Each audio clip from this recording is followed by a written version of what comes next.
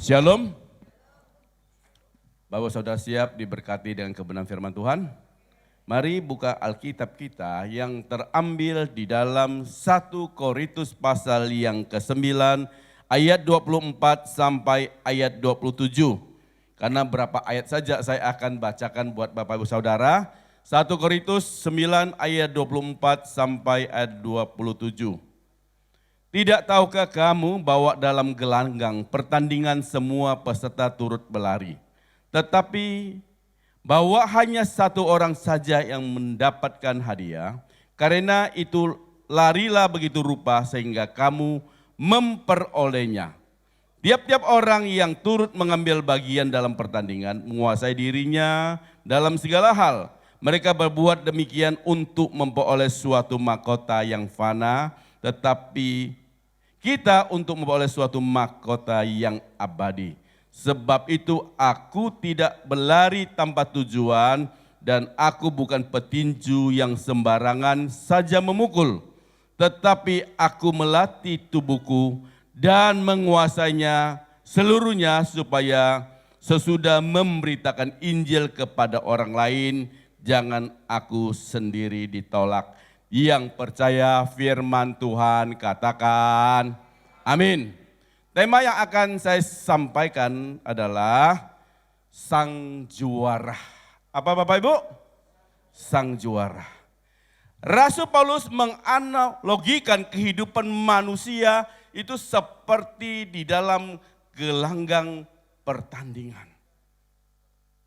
Dikatakan hanya ada satu orang yang juara. Hanya satu orang yang akan mendapatkan hadiah. Seringkali kita sebagai orang yang percaya kepada Tuhan Yesus Kristus, seringkali kita sangat overconfident. Terlalu percaya diri, kita anggap orang di luar Tuhan tidak ada keselamatan. Itu memang benar. Tetapi kita sendiri tidak mempergunakan jalan keselamatan itu sebaik-baiknya untuk mencapai yang namanya keselamatan. Ketika Yesus mati di atas kayu salib, Ia berkata sudah selesai. Dosa dunia sudah diselesaikan. Dosa masa lalu kita sudah diselesaikan. Saudara percaya? Tetapi kita akan memutuskan untuk menjalani kehidupan sampai Tuhan menjemput kita. Itu yang harus hati-hati kita jalani. Amin. Ketika kita memutuskan kita percaya kepada Tuhan Yesus, tanpa kita sadari kita masuk dalam arena pertandingan yang baru. Ayo katakan kanan kiri saudara, kalau engkau percaya Yesus, engkau masuk arena pertandingan yang baru. Kok kurang yakin Bapak Saudaraku? Kalau kita percaya Yesus, kita masuk arena pertandingan. Berarti kita bisa kalah, bisa juga harus hati-hati. Ayo katakan kanan kiri saudara lain, harus hati-hati loh.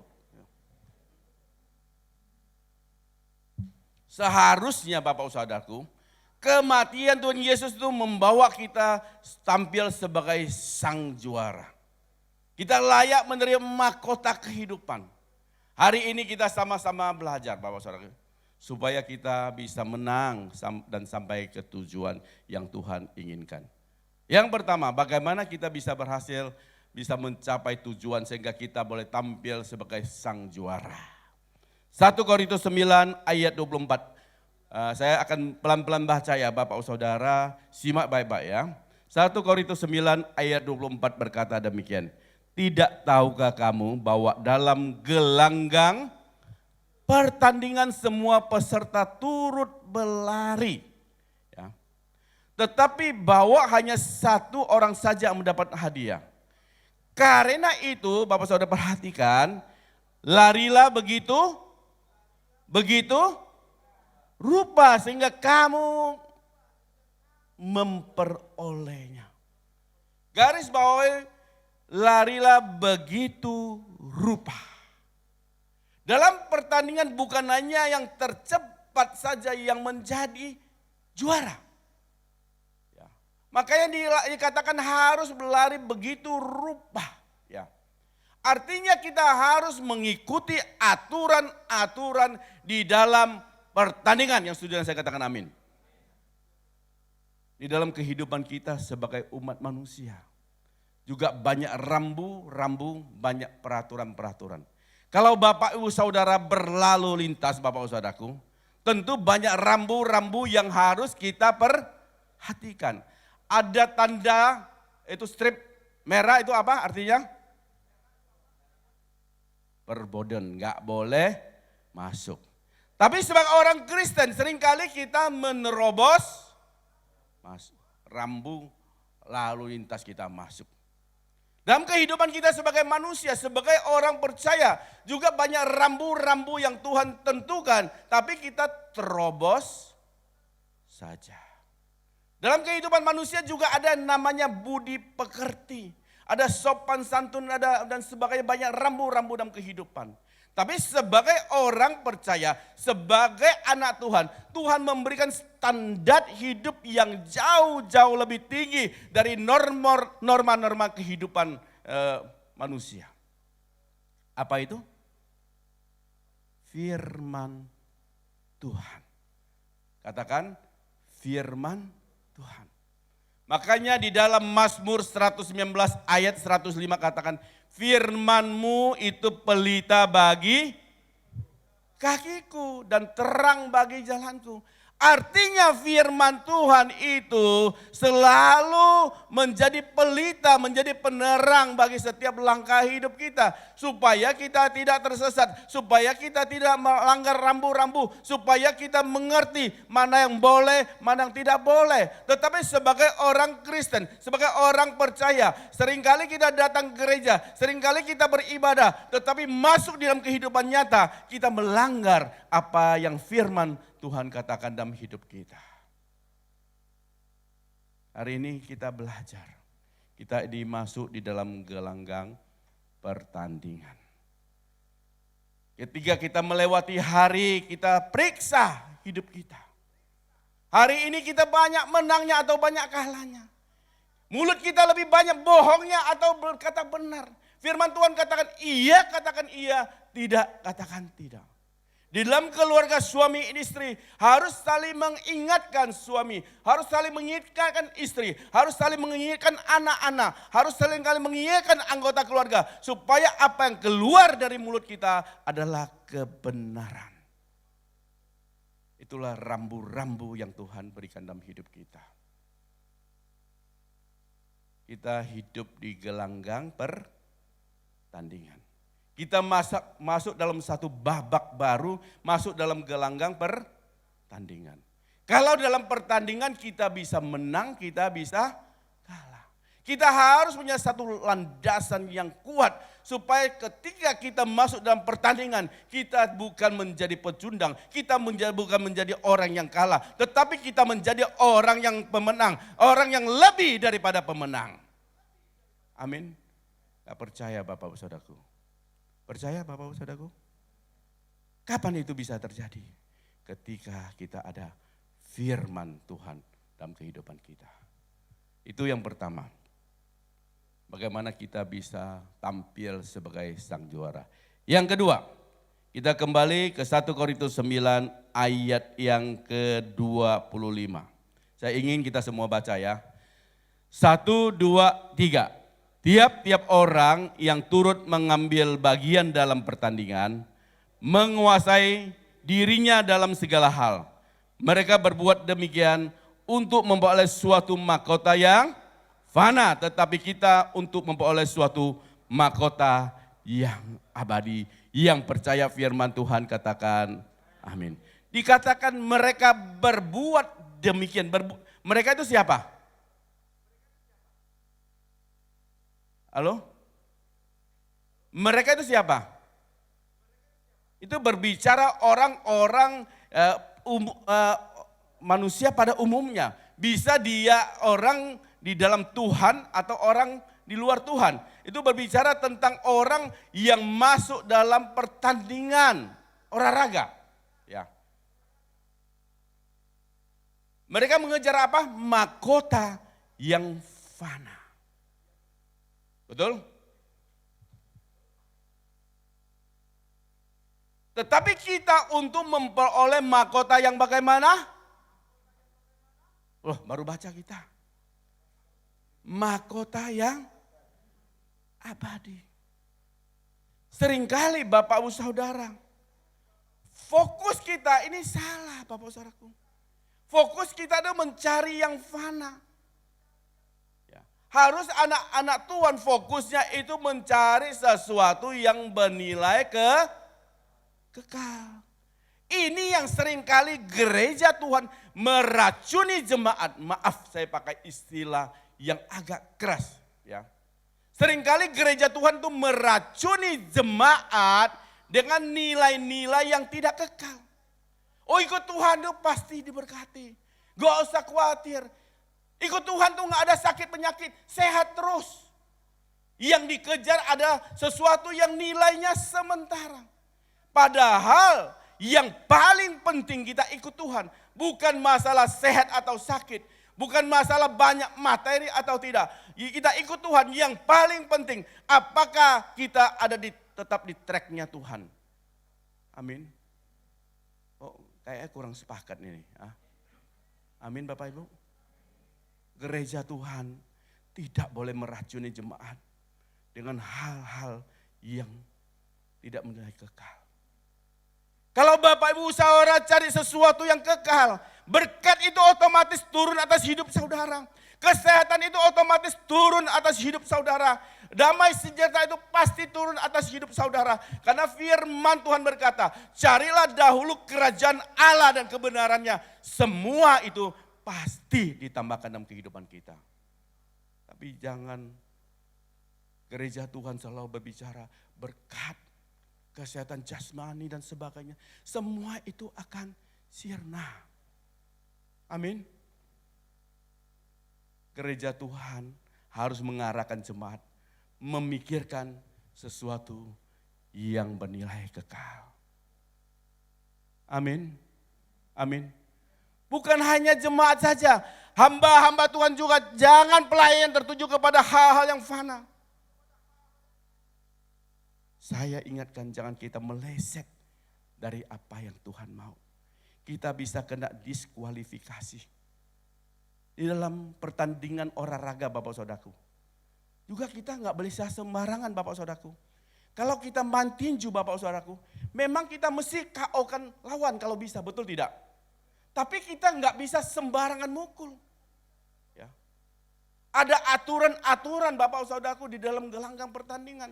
Kita nggak boleh pukul dari belakang. Kalau pukul dari belakang, kita bisa kena kartu merah.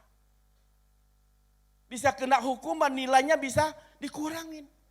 Begitu juga kita dalam babak pertandingan yang baru ini. Ya. Kita nggak bisa sembarangan. Kita bisa kena diskualifikasi. Hati-hati Bapak jalan kehidupan. Kita sebagai hamba Tuhan.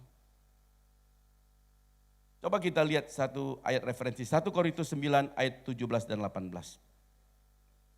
Ketika saya berbicara demikian Bapak Saudaraku, saya bukan hanya menasihati hamba Tuhan, tetapi saya juga harus berbicara kepada diri saya sendiri. Karena ketika saya satu jari menunjuk orang lain, 3 jari otomatis menunjuk kepada saya.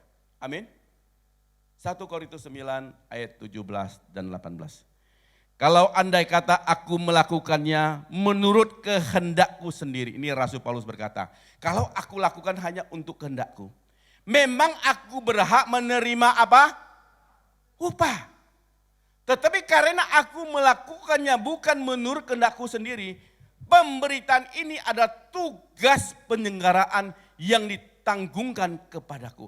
Ada tanggung jawab yang Tuhan taruh kepada diri kita masing-masing. Kalau demikian apakah upahku? Lihat baik-baik. Kalau engkau melayani Tuhan, apa upahmu? Kalau upah kita yang dari manusia, kita tidak dapat upah daripada Tuhan. Kalau kita pelayanan nuntut upah, nuntut dihormati, nuntut disanjung, kita tidak dapat upah daripada Tuhan. Tetapi kalau kita cari upah dari Tuhan, kita tidak perlu sanjungan dari manusia. Tidak usah upah dari manusia. Tuhan pasti perhatikan seluruh aspek kehidupan kita. Amin.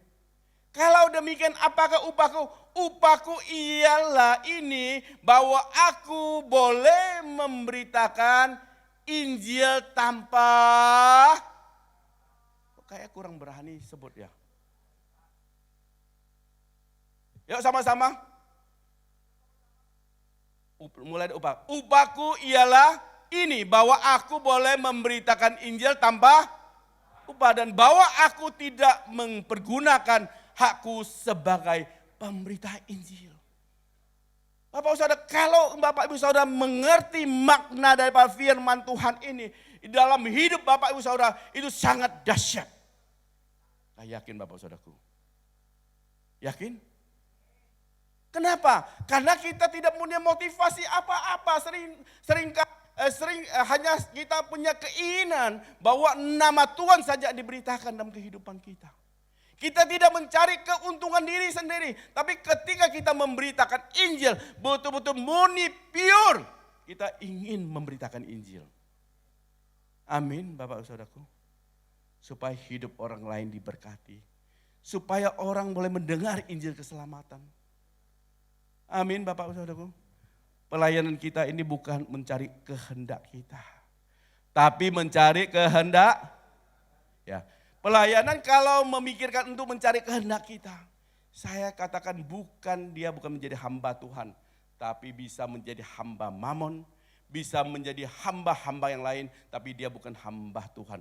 Tapi hamba Tuhan, dia tidak memikirkan diri dia sendiri. Tetapi dia melayani dengan tulus. Dengan maksud supaya Injil boleh diberitakan. Minggu yang lalu Bapak Saudaraku, kami tim pelayanan ke Kalimantan Barat. Kita ke sana Bapak Saudaraku, kita bukan dengan tangan kosong. Kita bawa kaos saja 50 lusin Bapak Saudaraku. Bawa handuk, bawa makanan, bawa uang Bapak Saudaraku. Untuk apa kita ke sana? Untuk menunjukkan diri kita? Bukan Bapak Saudaraku. Supaya Injil itu boleh sampai ke pelosok desa. Kalau di kota-kota besar Bapak Saudara, banyak orang yang bisa memperhatikan. Jalur yang kami tempuh Bapak Saudaraku, bukan jalan beraspal. Jalan yang batu-batu, jalan tanah. Mesti lewatin sungai, mobil tuh mesti lewatin sungai Bapak Saudaraku. Berapa sungai kita lewatin, mobil kita mesti turun ke sungai. Kalau lagi musim hujan gak bisa lewat. Ya. Harus lewatin air yang selutut Bapak Saudaraku, mesti pelan-pelan dan medannya berat sekali. Mereka tidak bisa beribadah seperti ruangan kita, ada AC nyaman, sound system yang baik. Mereka beribadah Bapak udah dalam tempat yang sangat-sangat terbatas. Apa yang kita cari di sana? Kalau kita cari upah Bapak Saudaraku, enggak usah di sana Bapak Saudaraku. Saya ingin kita ini belajar Bapak Saudaraku. Jangan fokus, jangan salah fokus. Jangan fokus kita kepada hal-hal yang fana. Semua itu akan sirna, semua akan hilang. Tapi ketika fokus kita benar. Fokus kita yang bernilai kekal Bapak Saudaraku. Saya sangat percaya. Apa yang menjadi keperluan kita. Tuhan itu tidak pernah lalai menepati janjinya. Amin. Kalau engkau bilang engkau hamba Tuhan. Saya percaya hidupmu tidak akan meminta-minta roti. Daud berkata, dahulu aku muda, sekarang aku sudah tua. Aku tidak pernah melihat orang benar ditinggalkan oleh Tuhan. Dan anak cucunya itu meminta-minta roti Bapak Saudaraku. Kalau kita memiliki motivasi yang benar kita melayani Tuhan. Kalau kita memiliki fokus yang benar kita dalam melayani Tuhan.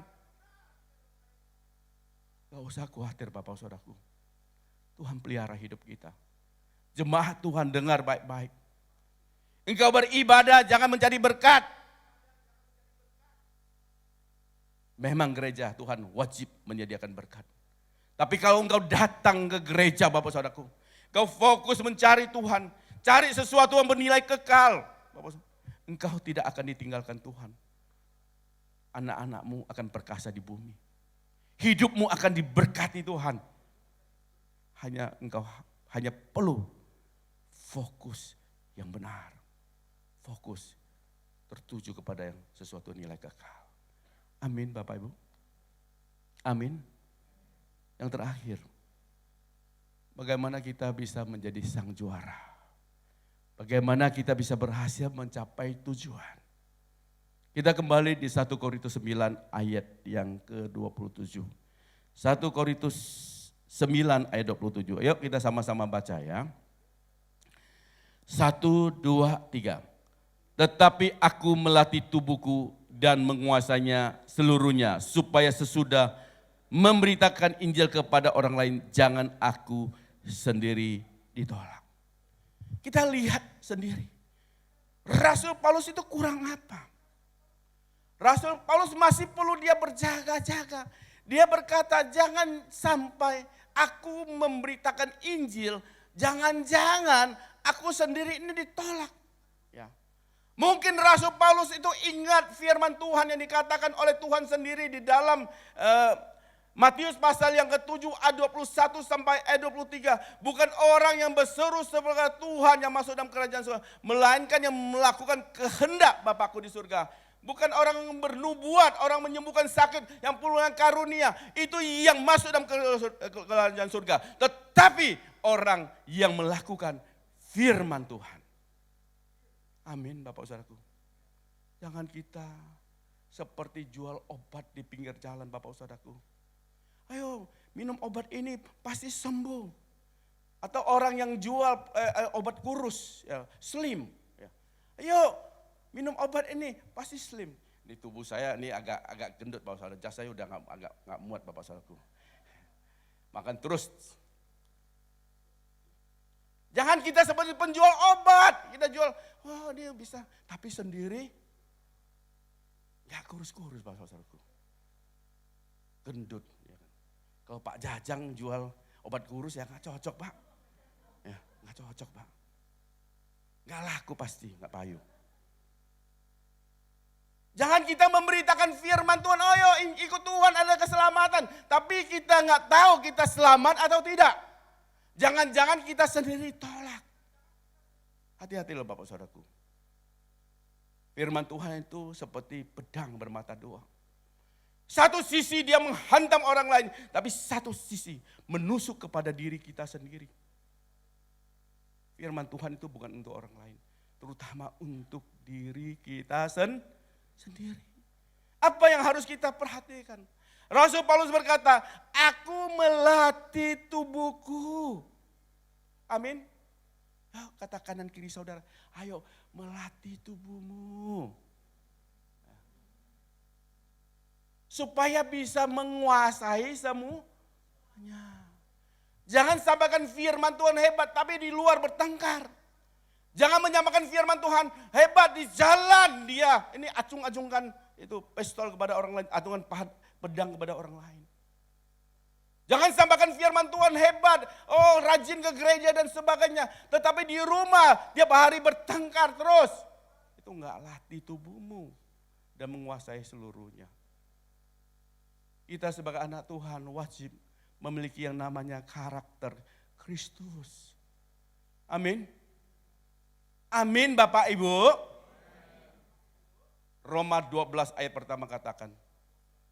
Karena itu saudara-saudara, demi kemurahan Allah aku menasihatin kamu. Supaya kamu mempersembahkan apa? Tubuhmu sebagai persembahan yang hidup, yang kudus, yang berkenan kepada Allah. Itulah ibadahmu yang sejati. Amin. Ya. Kita harus melatih tubuh kita dan menguasainya. Kalau enggak Bapak Saudaraku, kita ini bisa memberitakan Injil, tapi tidak hidup dalam kebenaran. Tuhan itu tidak pernah salah. Tuhan itu kita menjadi garam dan terang bagi dunia. Kalau kita tidak bisa menjadi garam dulu Bapak Saudaraku, gak mungkin kita bisa menjadi terang untuk orang lain. Garam itu kapan dia berfungsi? Ketika garam itu tidak kelihatan. Betul tidak? Ketika dia larut dalam makanan, itu orang bisa rasakan. Tapi anak Tuhan seringkali ingin kelihatan, wah dia hebat, dia kuat, dia yang luar biasa. Itu bukan pola pelayanan Tuhan. Tuhan ingin kita itu makin kecil, Tuhan itu makin besar. Bukan menunjukkan kepada dunia diri kita, tapi kita menunjukkan kepada dunia bahwa Tuhan kita yang membuat kita sukses, yang membuat kita berhasil. Kita harus menguasai diri kita. Seluruh hidup kita ini seturut dengan apa yang Tuhan mau. Yang Tuhan mau adalah kita harus berani bayar harga hidup di dalam kekudusan. Ayo katakan kanan kiri saudara, hidup di dalam kekudusan. Kuasai pikiran kita. Amin. Sehingga setiap tindak tanduk kita boleh mencerminkan Tuhan dalam hidup kita. Rasul Paulus berkata, harus seperti surat Kristus yang semua orang lain boleh baca dan menikmatinya. Amin. Jangan orang melihat, oh ternyata anak Tuhan brengsek. Oh ternyata anak Tuhan suka nipu. Oh ternyata anak Tuhan kasar. Oh ternyata anak Tuhan suka ngebleng ini dan itu. Jangan Bapak Saudaraku. Kita harus menguasai diri kita. Sehingga Tuhan dapatkan tidak bercacat dan bercela. Hari Kamis di tempat ini Bapak Saudaraku ada ibadah tanpa ragi. Apa itu ibadah tanpa ragi? Ya ibadah yang tanpa motivasi. Semua yang hadir di tempat ini saya mau melatih jemaat. Datang ke gereja tidak minta apa-apa. Kalau hari Kamis Bapak Saudara datang ke gereja melatih diri kita. Kita tidak dapat apa-apa dari gereja. Engkau melayani hari Kamis, engkau tidak dapat bayaran 1 sen. Supaya apa? Kita melatih kita. Kita melayani Tuhan itu tidak ada motivasi. Saya sangat rindu Bapak Ibu Saudara diberkati Tuhan. Lewat kehidupan Bapak Ibu Saudara. Ketika kita tidak motivasi apa-apa dan melayani Tuhan. Saya percaya orang lain tidak perhatikan kita. Mungkin gembala sidang tidak memperhatikan. Mungkin bosmu tidak memperhatikan. Mungkin orang lain tidak tahu apa menjadi kesulitanmu. Tapi percayalah bahwa Tuhan tahu setiap kebutuhanmu. Tuhan tahu setiap isi hatimu. Tuhan tahu setiap kesusahanmu. Tuhan yang akan memperhatikan Bapak Ibu Saudara. Kita jangan punya motivasi apa-apa dan melayani Tuhan. Kita hamba Tuhan. Kita melayani, kita boleh menerima upah. Tetapi fokus kita bukan kepada upah. Saya pribadi saya lebih senang tidak diupah Bapak Saudaraku. Karena ketika saya terima upah dari manusia, saya tidak dapat upah dari Tuhan. Tetapi kalau saya tidak dapat upah dari manusia, Tuhan Allah sendiri yang upah kita. Amin. Ayo perbaiki motivasi kita. Engkau datang beribadah, ayo sungguh-sungguh cari Tuhan. Sanjung nama Dia, tinggikan nama Dia, puji Dia. Ketika kita puji Dia, ketika kita berbakti sungguh-sungguh kepadanya, Tuhan akan memperhatikan kehidupan kita. Saya tidak perjang firman Tuhan, kira firman Tuhan yang singkat ini bersungguh menjadi manfaat buat Bapak Saudara.